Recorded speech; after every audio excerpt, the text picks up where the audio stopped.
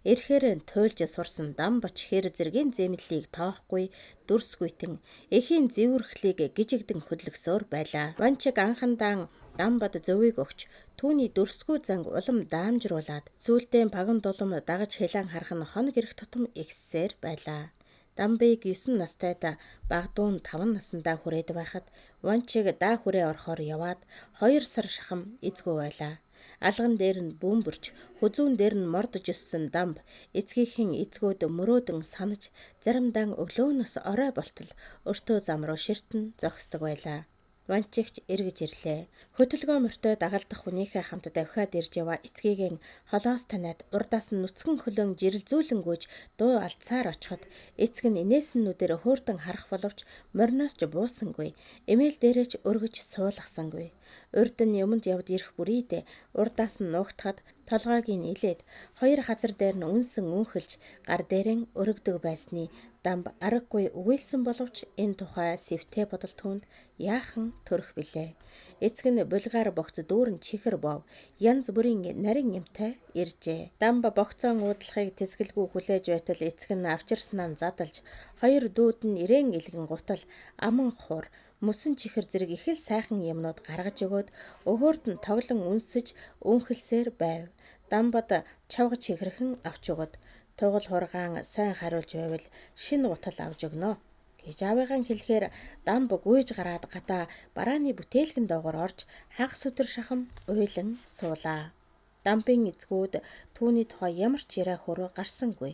Хоёр дүүгийн том болж ааш нь хөөхөн болсон зэргийг л ярилцсаар тоглон наадаж авчирсан нарийн нандин бараагаан үдсээр шуугилдж байгааг гэрийн гаднаас дамб бүрэн сонсож байлаа.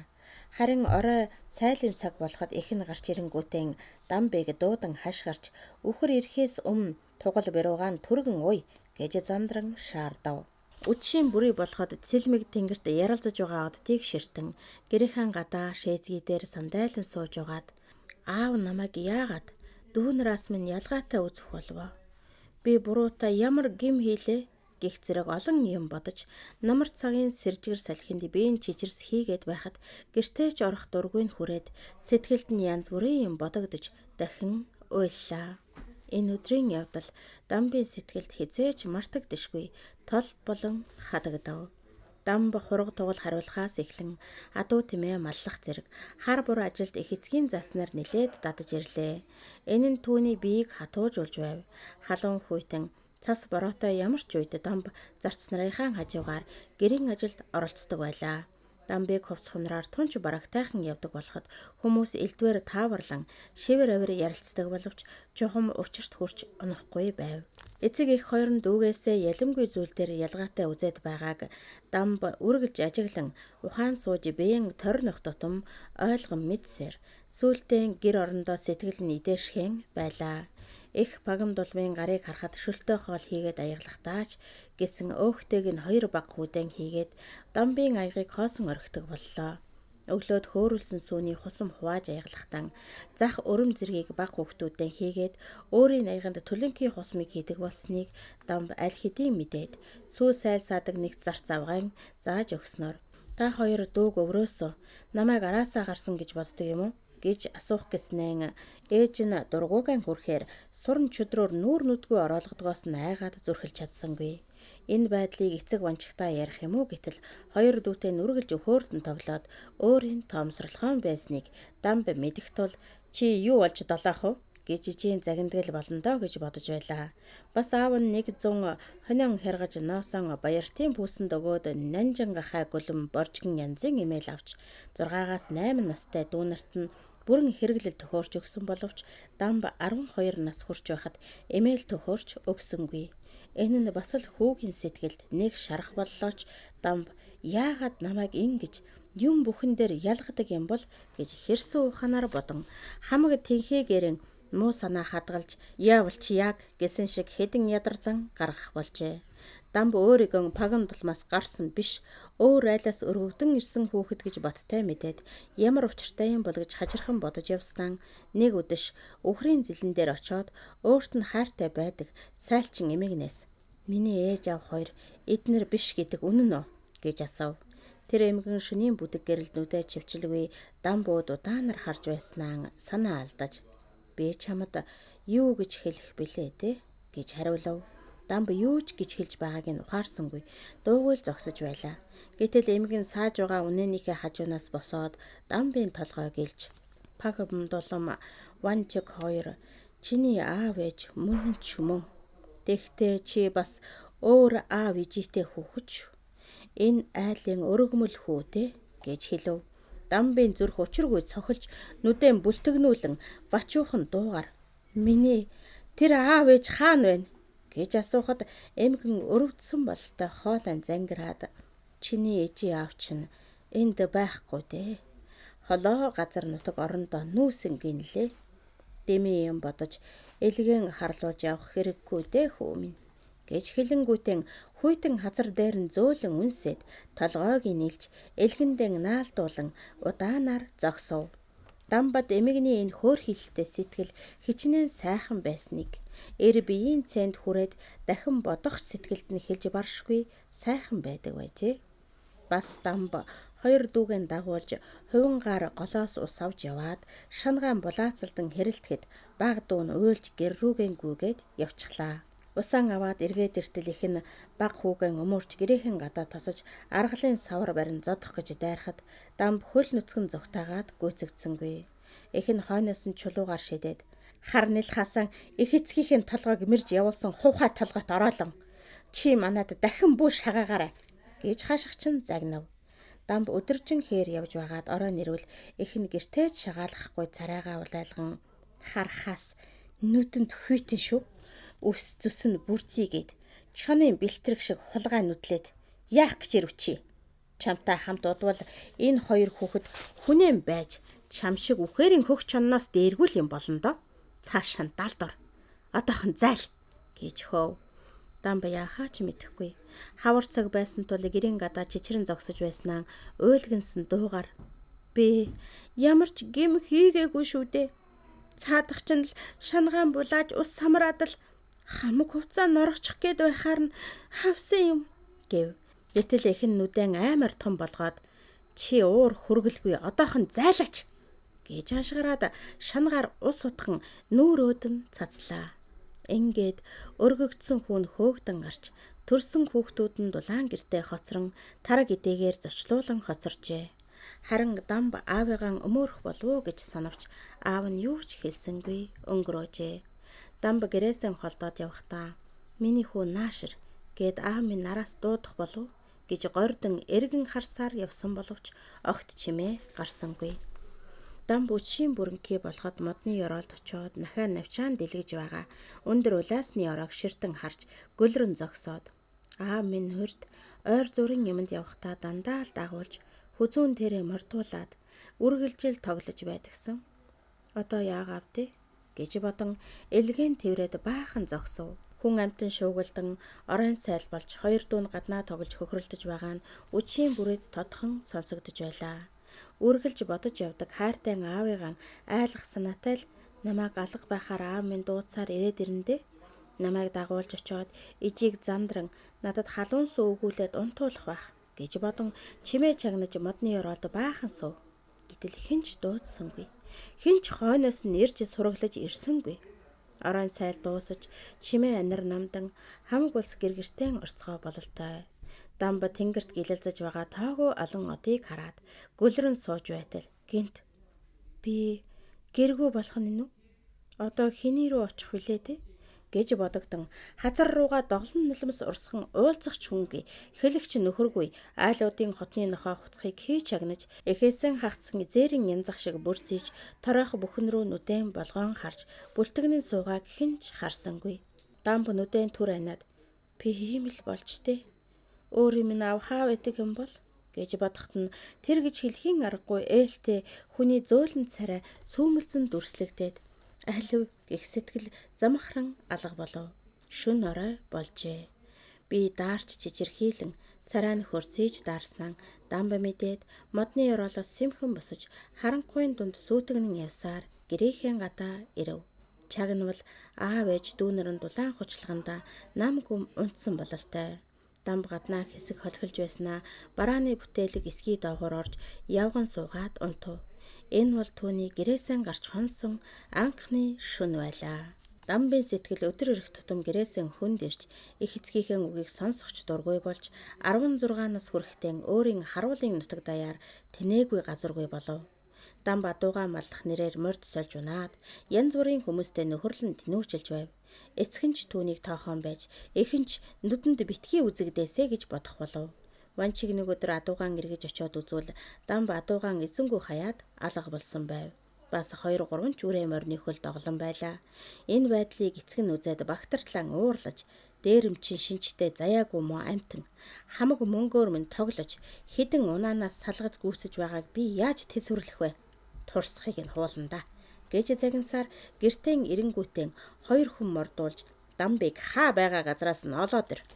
Адраан гаргавал мөчийн тас цохиж хөөгөөд ир гэж хэлээд явлав. Дамбч ойролцоо газар айл хисэж явсныг эрлийн хүмүүс маргааш нь дагуулад ирлээ. Дамб өөрийн хэрэг бүтэл мутай болохыг ойлгож, гэмшлэн илэрхийлэн эцгийнхэн өмнө сүгдэн бүхийхэд л дуугүй чичрэн зогсов. Ванчиг пагам дулмтай ам нийлээд Дамбыг нэргэх мэт сүртэйгээр ханган загинсан. Чээч хүний үнэргүй лөө ирчин болжээ. Буянд бузар хийж, муусан хүүхдүүдийн минь гидсний тэжээлгүй болгож хувхааруулах гэж байна.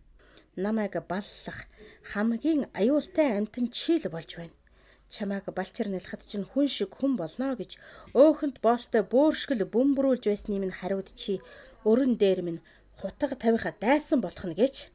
Яавал чиний барааг харахгүй болж сэтгэл амрах билээ гэж зэрэг яс хавталцсан гашуун үгээр тарих толгойгүй ээлжлэн загнаад эцэст нь морь эмээл хазаарыг нь булаан авч өвөр төрөөг нь үзээд чи бидэнд гай бололгүй мөрөөр нь тэнж тонил хамаг нэр төрийн минь хуухалхан болоорой гэж гэрээсээ улаан цам хөөж Дамб миний төмөн бурууч гэсэн эрх биш аав минь уучлж болох л байсан да гэж бодон өшөж гомдсон дом биеэн барьж чадалгүй зоримгоор хэлсэн нь та нар намайг төрсөн их эцгээс минь салгаж ингэж муугийн минь л үзчил бай.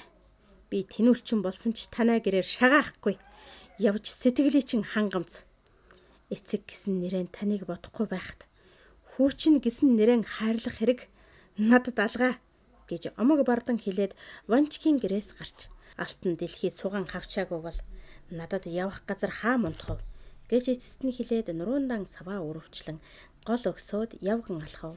Хэдэн алхам яваад Дамб эргэж харвал их пагам дулам гарч ирээд долоон уулын цаагуур дов шороон доогуур гэж хашгиран араас нь шороо цацаж байгааг үзээд өөрийн мэдэлгүй би очих эцэг ихтэй ч болоосой гэж амандан сулхан хэлээд нүднээсээ өөрийн ирэхгүй нулимс гарахад Дамб биеэн барьж шазуур зуугаад би өнчирсэн ч гэсэн нулимсаа та нарт дахин үзүүлэхгүй дээ гэж занлын ширүүн харцаар дахин харав.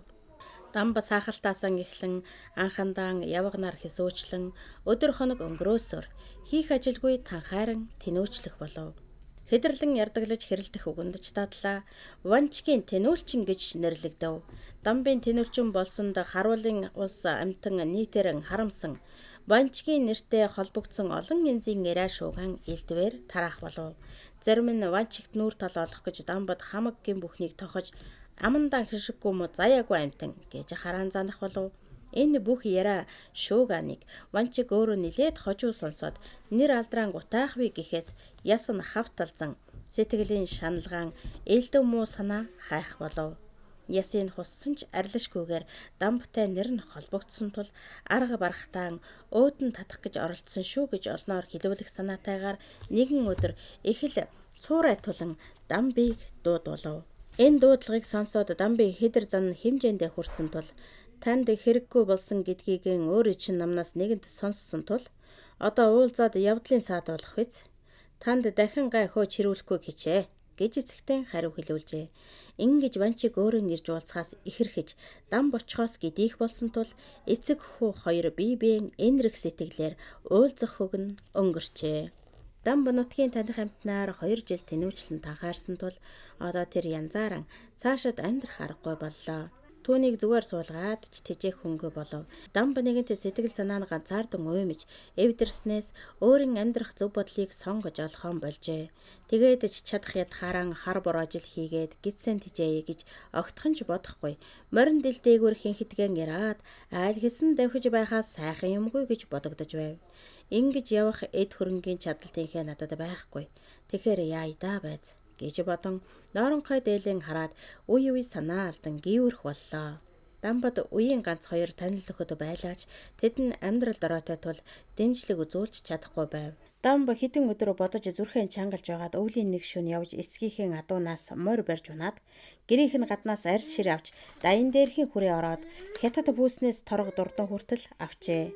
Дамб хийсэн ажилгүй мөртөө гинт ганган дэгжин болж айл хэсэн морины 8 хийж явах болсон тэр цагаас хойш хэдхэн сар болж байтал зэрэгэлдээ харуулын зангиас балжин ямад дамбыг хулгай хийж байна. Авсан юмыг нь архан харуулгахны түүний эцэг Ванчиг нараас төлөөлөн өхийг шаардсан баримт нотлохоогүй балар бүдэг нэгэн бүчиг иржээ. Цагаан сарын дараахан цас ханзарч байсан үе билээ. Ванчиг айл хэсэж яваад балжин нэм зангийн гэрт санамсаргүй буулаа. Ахмад занги байсны хувьд Ванчиг хэдий албан тушаалаа нэлээд хэдэн жилийн өмнө балжин нэмж хилзүүлсэн боловч тэднийд хүндлөж сурсан билээ. Энэ удаа балжин нэмэнд ирэхэд хүйтэн харстай байсан тул Ванчиг гайхаж юу болоо юм цаг төр төгшүүртэй гэдэг дээ. Ямар нэг айгүй явдал тохиолдоо юу гэж бодож минь дамраан мэдлцээд элдвийг ярихыг хичээж байлаа. Балжин яма хэгжүүн дүү байснаа гэрээхээ хүмүүсийг гаргачхаад танай завхуул хүүгээс чинь болж харуул сүйтгэх нь байна шүү. Та яах гэж байна гэж асуув. Ванчиг цочих мэт болж ширүүнээр хараад цаа юу болоо гэж асуув. Танай дамбач хотол нутгаар нь л чирч баллах гээд байна да. Зэрэгэлдээ харуулаас хүртэл хулгай дайрам хийсэн гэж өдий төдий хөрөнгө нэхэж танайхаас гаргуулахыг шаардсан байл шүү дээ. Пөөх. Хизээ. Юу хулгайлаа юм бол? Дүүрсэн нүгэлтэй амтнаа хөө. Би яаж мэдэх вэ? Нүгэл буйныг таал хэмжих хэрэг. Одоо яая да биз. Яахыг таал болгох хэрэг. Тэр хүн ямар ч байсан таны алдартай холбоотой доо. Эцэг нь хүүгэн эс мэдвэл өөр хэн мэдэх вэ? Яаж түүнээс салж амрана да? Та хүүгээсээ үнэхээр хагцах гэж хүсэж байна уу? Үгүй, эцэг нь ч гэжтэй. Язгуур гарлын та бүхэн цөмөрөөл мэдэх биш үлээ. Тийм тусмал тантай айхтар холбогдож байна шүү дээ.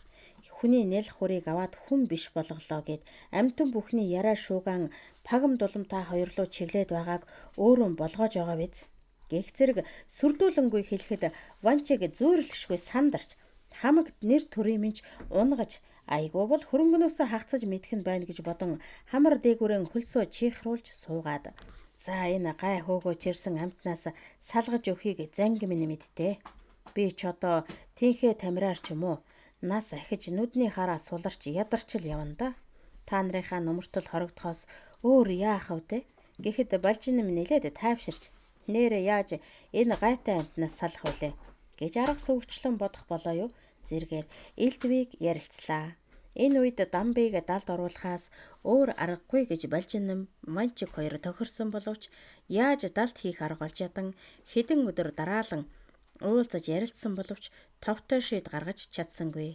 Эцэст нь дээрхийн хүрээ орж чойр ламд нууцаар айлтгаж зарлиг сонсохоор шийдлээ. Шар ирээн цэмбэн өвч дэвсгэртэй том гэрт бүдгхэн дуугаар хажуудаа сөхрөн суугаа Ванчигтай удаанаар ярилцлаа.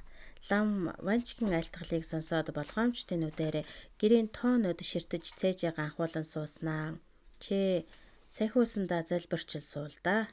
Төрийн хууль цаазыг биелүүлэх нь та бүхний үүрэг юм. Түүнийг бас бурхан болгож байдаг юм шүү дээ гэж хэлв. Чойр ламаас ийм зөвлөгөн аваад Ванчиг буцаж ирсэн дороо Балжин нэмтай яаралтай уулзаж хээр суугаад дамбыг яаж далд оруулах тухай дахин ярилцлаа. Маргааш нь Ванчиг харуулын зангаар дамжуулан мужаан төмөрчин хоёрыг багжтай дуудуулж айн хөвчөд бээрэн дагуулan гарчээ. Ванчиг гэрээсээ зэгсэн хол орчиндоо хүн амтангүй уулын орой хэсэг ширэнг модонд очоод ургаа мод огтлуулан толгоогон атгалан баахан амьсгаалж сууснаа. Бачуу сандруу байдлаар за та нар энэ мөглөнг барьж дуусаад надаас хийх мөглөнг газар хуруугаараа зааж зурж өгөөд шан авах виз. Тэгээд олонд нэг их цуурай туулан зарлаад явах хэрэггүй дээ. Дамп маань галзуурсан. Түүнийг хадгалах гэж байгаа юм шүү дээ гэжээ. Мужаан дархан хоёр ч нэгэнтээ зангийн тушаалыг авсан тул хийхгүй гэх ам хаа байх вүлээ. Хаврын хуурай хүйтэн салхи тавьсан зэвгэр шин дамб гертэн ойрхон ирээд морион чөдөрлөж тавиад сэмхэн алгасаар гаднаа ирвэл барааны ёроолд дэлгэр толгой дээгүүрээ дээл нөмрөөд сууж байв. Дэлгэрийн гаранч хушуунч цэв хүйтэн байгааг дамб мэдэн намайг ч их хүлээжээ гэж бодов. Дэлгэрийн байдал хачин сул өгч цөөтэй ер бусын шинжтэй байгааг дамб мэдээд бас юу болоо бол гэж бодож байтал дэлгэр дамбын хүчтэй цохилж байгаа зүрхэн дээр чихэн ан зогсоод сэмхнэр шимшрэн уйллаа. Дамбын сэтгэл бүрч зовж чим нь яач авдэ? Би чинь өвдөө юу? Гэхэд дэлгэр хариу хэлсэнгүй. Улам чихээр уйлав. Дамб нойтон нүрийн ширүүн гараараа арчаад толгойг нээлж чи зодуулаа юу? Яагав? Хэл гэтэл би зүгээрээ аав чинь чамайг яах гэж байгаа юм бэ? Мэдхгүй.